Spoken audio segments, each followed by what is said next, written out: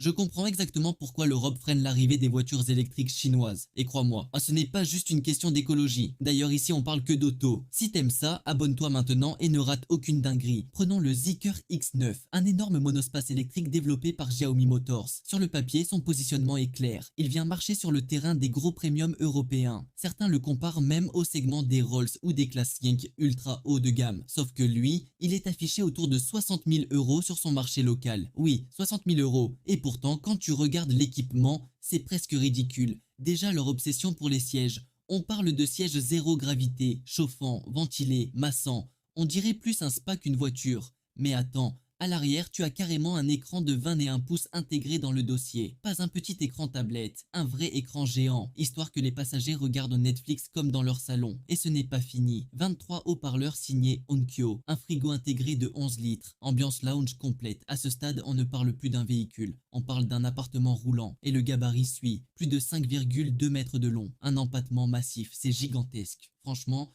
si quelqu'un m'en offre un, je pourrais presque l'utiliser comme studio mobile. Mais c'est justement ça le problème. Est-ce qu'on veut vraiment que nos voitures deviennent des salons roulants, suréquipés, à prix cassé, ou est-ce qu'on préfère garder une certaine identité automobile? Mais maintenant, dis-moi, tu trouves ça visionnaire ou complètement absurde ce niveau d'équipement pour 60 000 euros? Je veux vraiment ton avis. Et abonne-toi pour ne rien rater des prochaines analyses. Parce que crois-moi, l'industrie auto est en train de changer plus vite que tu ne le penses.